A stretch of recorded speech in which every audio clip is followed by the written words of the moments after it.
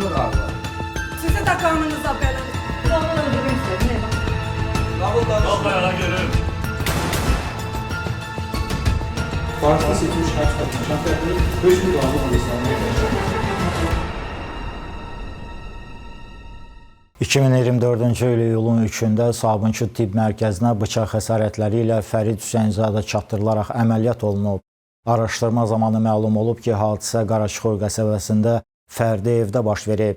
Zərər çəkmişə bıçaqla 2 dəfə zərbə vuran Səbinə Vəliyeva hadisə yerindən qaçsa da, əməliyyat axtarış tədbirləri nəticəsində 6 gündən sonra saxlanılıb. 3 iyul 2024-cü il tarixli baxış keçirməsi protokolundan görünüb ki, hadisə Qaraçıxoy qəsəbəsi Quliyev küçəsi 71 ünvanında baş verib. Məlum olub ki, hadisə evlərin arasında quraşdırılmış müşahidə kamerası vasitəsilə qeydə alınıb. Sabunçu Tibb Mərkəzinə çatdırılan Fərid Hüseynzadənin həyatı xilas olunub. Suraxanı rayon prokurorluğunda Cinayət Məcəlləsinin 29-120.1-ci qəsdən adam öldürməyi cəhd maddəsi ilə cinayət işi başlanılıb. Keçirilmiş əməliyyat axtarış tədbirləri nəticəsində iyulun 9-da cinayəti törədən Qazax rayon sakini 2006-cı il təvəllüdlü Səbinə Vəliyeva saxlanılıb.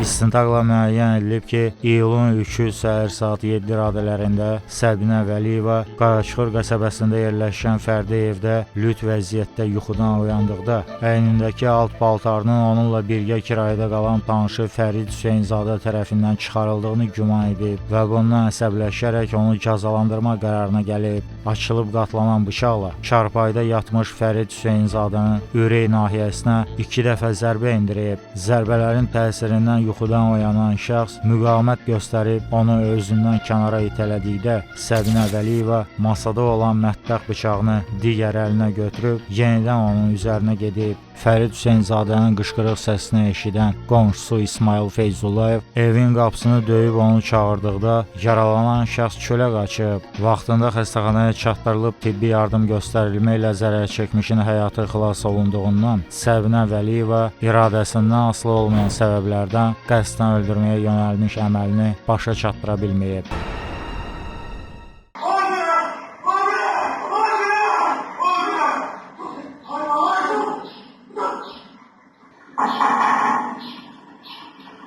Hayır, hayır. Tamam. Ne olur?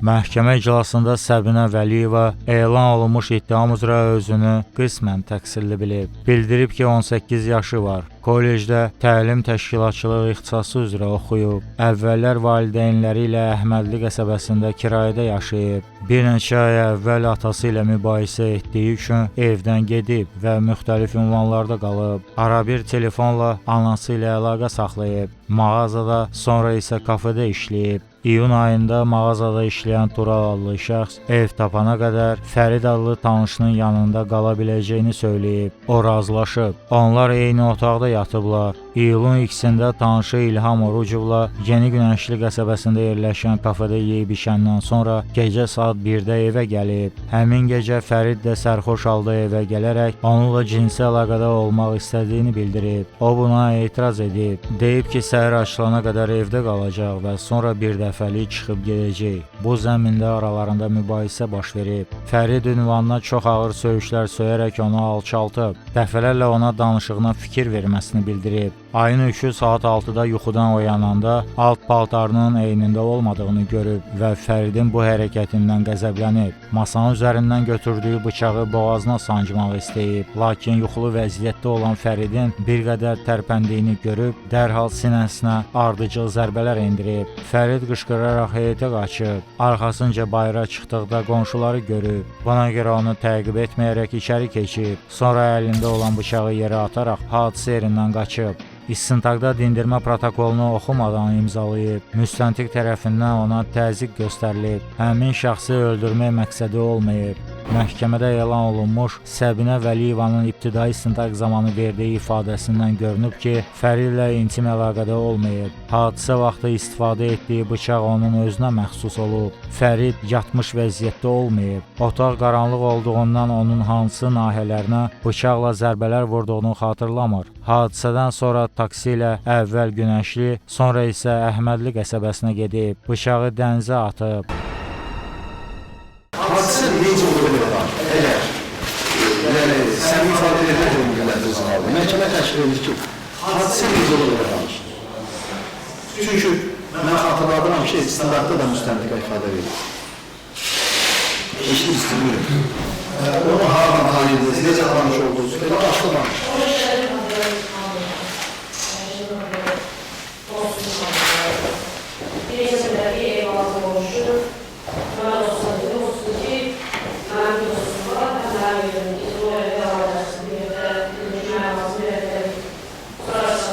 Sən də birlikdə yaşamaq başladınız. Qara çıxırdan. İndi orada nə baş verdi? Yəni dostun münasibətə verdi. Başqa münasibət verdi. Dostu sərxoş idi. Nə dedi, nə dedi sizə? Nə təşkil edildi? Cinsi əlaqədə olan təşkiləti sizə inədiniz. Rahat olmadınız da, öyle mi? Sonra səhərə yaxında 5-30 radələri. Ne oldu?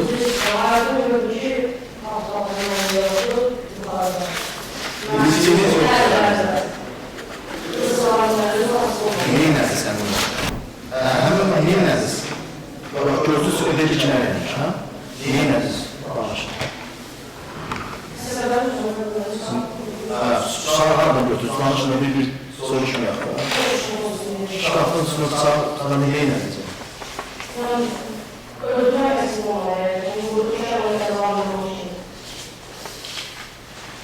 Cəzalandırmaqsa. Vurdunuz, sonra neyin nədir? Qaçdınız, vurdunuz, qaçdınız. Neçə bıçaq zərbəsi vurdunuz? Danışın. Bir neçə bıçaq zərbəsi vurdunuz. Sonra hələ qaçdınız, danışın da. Dostları kimdir, deyin də.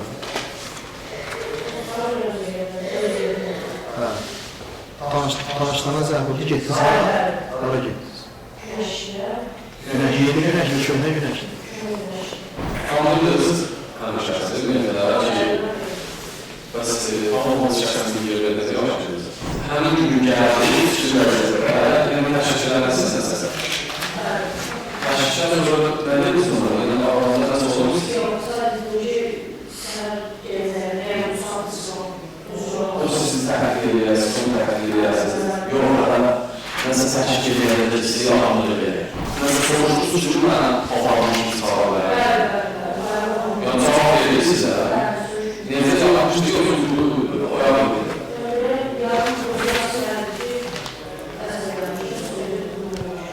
Savcı kötü kələsini bizə zələnirsə səsinizi.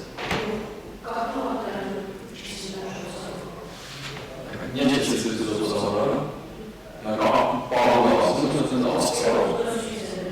Həmin sağlıyorsunuz oradan, evin sistemanı sağlıyor. Kötü sənəmin sağlığına, yəni, yaxışıqlı o yararlı durumlara yansız edəklərə. Neçə sənəm buzulur? Hansız edəsindən buzulur? Sözünüz boşdur sizə.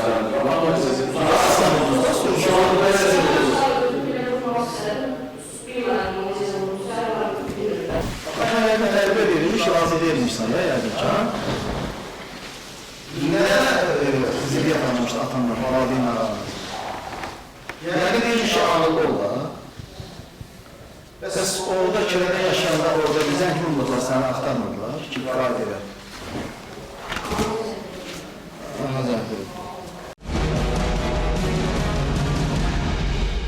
Zərərçəkmiş Fərid Hüseynzadə ifadəsində göstərib ki, usta işləyib. Səbinə Vəliyeva ilə bir evdə təxminən 20 gün yaşayıb. Bir neçə dəfə onun razılığı ilə cinsi əlaqədə olublar. Onlar sevgili olmayıb. Hər biri sərbəst olaraq öz həyatını yaşayıb. O başqa qızlarla görüşüb. Səbinə də evdən səhər çıxıb gecə qayıdıb. Bəzən evə gəlməyib. İyulun 2-də dostları ilə Qaraçuxur qəsəbəsində kafedə pivə içib. Saat 1 radələrində evə gəlib. Təxminən yarım saatdan sonra Səbinə də sərxoş halda evə qayıdıb. Ondan harda içki içdiyini soruşmayıb. Ayaq üstə güclə dayanaraq onun yanında əynində olan paltarlarını dəyişib. Bir qədər mübahisə ediblər. Saat 2 radələrində Səbinə yatıb. O isə səhər saat 6-ya kimi telefonda oyun oynayıb. Döş qəfəsində ağrı hiss edib oyandıqda sinəsindən təzyiqlə axan qanı və əlində bıçaqla Səbinənin başının üstündə dayandığını görüb. Özündən kənara itələdikdə o masanın üzərindən ikinci bıçağı da götürərək yenə onu vurmaq istəyib.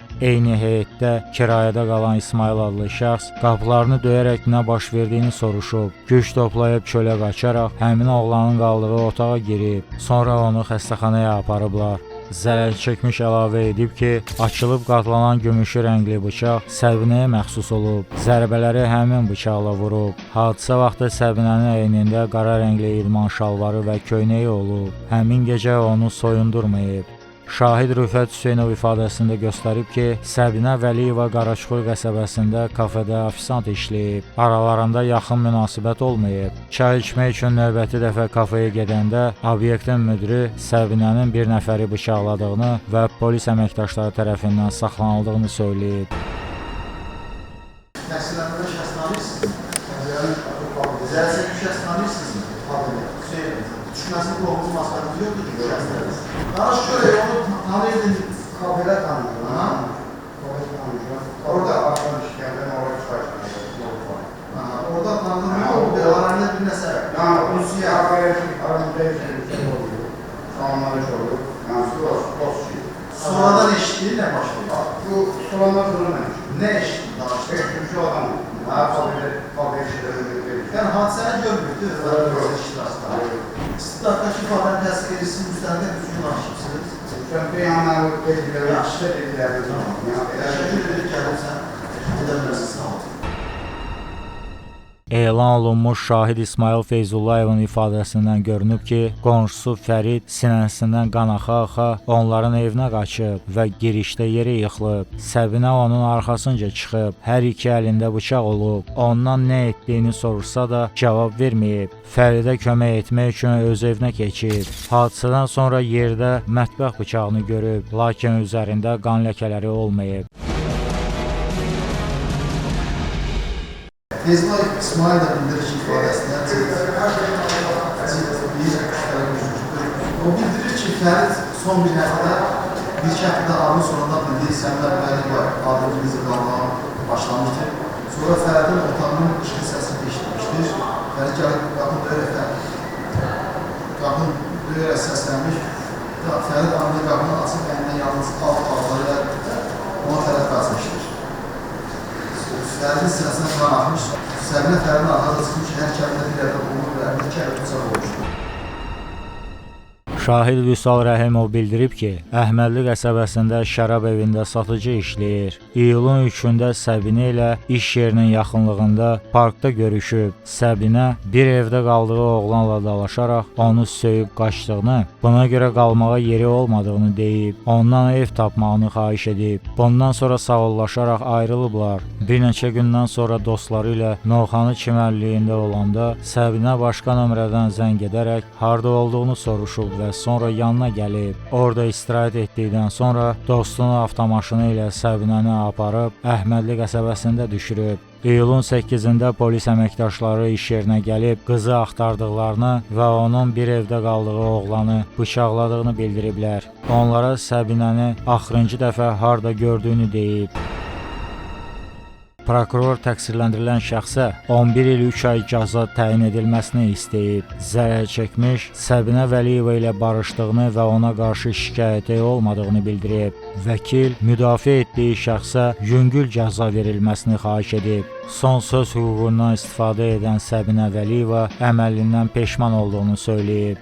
Məhkəmə nəticəyə gəlib ki, Vəliyevanın əməli İstintaq orqanı tərəfindən Cinayət Məcəlləsinin 29.120.2.2-ci xuliqanlıq niyyəti ilə qəsdən adam öldürməyə cəhd və 29.120.2.9-cu köməksiz vəziyyətdə olan adamı qəsdən öldürməyə cəhd maddələri ilə düzgün tövsif edilib. Ona həmin maddələrin sanksiyası həddində qanunla müəyyən edilmiş qaydada azadlıqdan məhrum etmə növündə cəza təyin olunmalıdır. 2025-ci il iyulun 22-sində Bakı Ağır Cinayətlər Məhkəməsinin hökmü ilə cəzasını ciddi rejimli cəza çəkmə müəssisəsində çəkmə ilə Səbinə Vəliyeva 11 il 3 ay müddətinə azadlıqdan məhrum olunub. 2020-ci il noyabrın 10-u saat 16 radələrində Ələsgər Qayıbov küçəsində aralarında yaranmış mübahisə zamanı 20 yaşlı Elnur Rəhimli işlədiyi kafedən götürdüyü bıçaqla 36 yaşlı Əli Zeynalova bir dəfə zərbə vurub. Zərər çəkmiş 5 sayılı şəhər xəstəxanasına aparılarkən yolda kəskin qan itirmədən dünyasını dəyişib. Cinayəti törədən Elnur Rəhimli 2 gündən sonra Nərimanov rayon polis idarəsinin əməkdaşları tərəfindən saxlanılaraq istintaqa təhvil verilib. 2020-ci il noyabrın 10-da 1984-cü il təvəllüdlü Əli Zeynalovun aldığı bıçaq yarasına ölməsi barədə 5 sayılı şəhər xəstəxanasından 17-ci polis şöbəsinə məlumat verilib. Nərimanov rayon prokurorluğunda Cinayət Məcəlləsinin 120.1-ci qəsdən adam öldürmə maddəsi ilə cinayət işi başlanılıb. Məhkəmə tibbi ekspertizasına rəyinə görə Əli Zeynalovun ölümünə qoltuq-altı arteriyasının zədələnməsi ilə müşahidə olunan kəskin qan itirmə səbəb olub. Ayın 12-sində İmişli rayon sakini 2000-ci il təvəllüdlü Elnur Rəhimli saxlanılıb. Məlum olub ki, o 2015-ci ildə Kürdəmir rayon məhkəməsinin hökmü ilə Cinayət Məcəlləsinin 127-ci xuliqanlıq niyyəti ilə qəsdən sağlamlığa az ağır zərər vurma maddəsi ilə 1 il şərtli cəzaya məhkum olunub. İstintaqla müəyyən edilib ki, noyabrın 10-u saat 16 radələrində kafenin kuryerləri Elnur Rəhimli və Kamil Mirzəyev sifarişləri müştərilərə çatdırıb iş yerinə qayıdarkən Ələsgər Qayıbov küçəsi 20 ünvanında əvvəllər tanımadıqları Əli Zeynalovla mübahisə ediblər. Sonuncuya məxsus Mercedes markalı avtomobilin arxa tərəfinə keçib dava edərkən Elnur Rəhimli bıçaqla həmin şəxsin sol qoltuq altı nahiyəsinə bir dəfə zərbə vuraraq onu qəsdən öldürüb. İş üzrə dindirilmiş Elnur Rəhimli bildirib ki, hadisədən 2 ay əvvəl işləmək üçün İmişli rayonundan Bakı şəhərinə gəlib. Nizami rayonunun Kəşlə qəsəbəsində dayısı və nənəsi ilə birlikdə yaşayıb. İslam Abışov küçəsi 16 ünvanında yerləşən restoranda kuryer işləyib. Mopedlə sifarişləri müştərilərə çatdırıb. Noyabrın 10 saat 16 radələrində iş yoldaşı Kamil Mirzəyev ilə birlikdə sifarişləri çatdırıb restorana qayıdarkən Ələsgər Qayıbov küçəsi 20 ünvanında dayanıblar. Siqaret almaq üçün mopeddən düşüb köşkə tərəf gedib. Bu zaman tanımadığı şəxs mopeddə oturan Kamilə yaxınlaşıb, ona üstünə niyə adam gətirdiyini deyib. Buna görə qayıdıb, nə məsələ olmasını soruşub. Kamil ona heç nə söyləməyib. Əli Zeynalov isə maşına oturmasını deyib. Sonra yaxasından tutub onu Mercedes Sprinter markalı avtomobilə tərəf dartmağa başlayıb. Yoldan keçən şəxslər onları aralayıblar. Bu zaman Əli anasını söyüb. Bundan qəzəblənib işlədiyi restorana qaçıb, arxa qapıdan mətbəxə daxil olub və məişət təyinatlı bıçağı götürərək dalaşdıqları yerə qayıdıb. Heç kimə fikir vermədən birbaşa Əli Zeynalovun üzərinə gedib və sağ əlində saxladığı bıçaqla onun döş qəfəsinə güclü zərbə vurub. Hadisənin şahidləri onu tutub kənara çəkiblər. Bıçaq əlindən yerə düşüb. Bundan sonra restoranın qarşısına gələrək biraz orada dayanıb, iş yerindən götürdüyü velosipedlə yaşadığı evə gəlib. Növbəti gün polis əməkdaşları tərəfindən orada saxlanılaraq 17-ci şöbəyə aparılıb.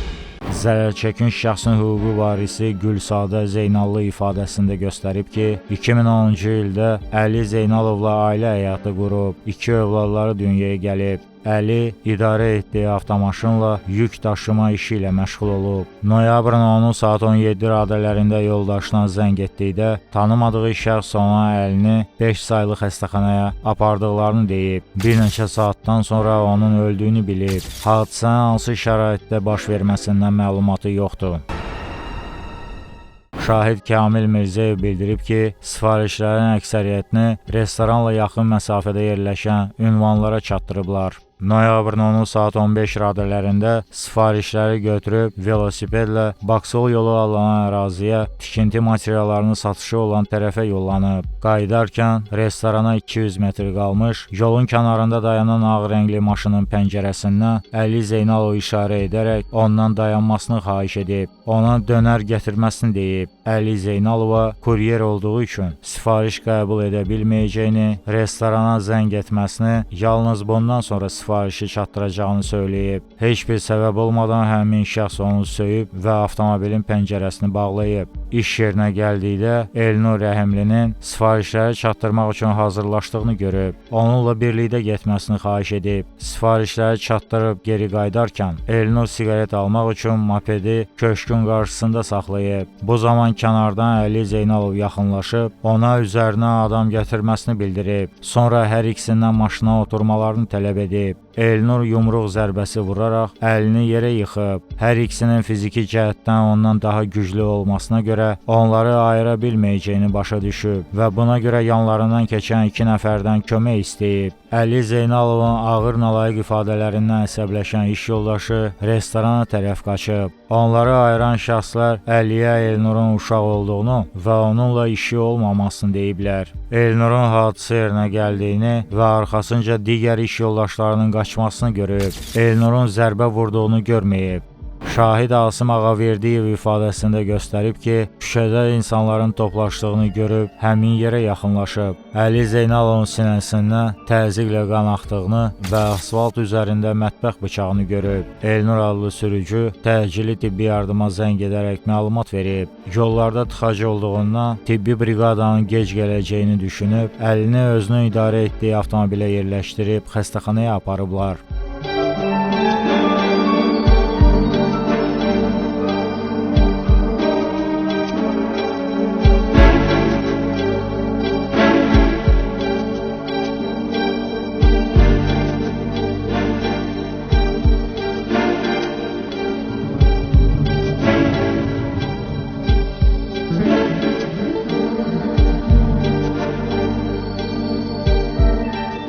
Yolda Əli nəfəsi çatmadığını deyib. Xəstəxananın heyətində maşından düşürdüb əməliyyat otağına aparan zaman o artıq keçinib.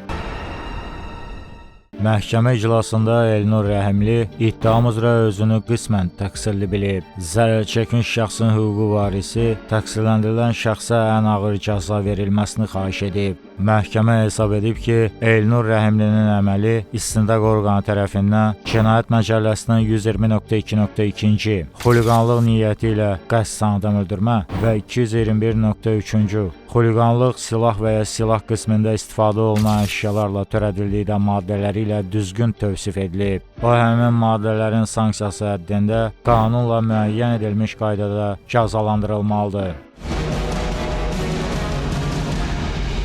2021-ci il sentyabrın 17-sində Bakı Ağır Cinayətlər Məhkəməsinin hökmü ilə cəzasını ciddi rejimli cəza çəkmə müəssisəsində çəkməklə Elnur Rəhimli 17 ilə 6 ay müddətinə azadlıqdan məhrum olunub.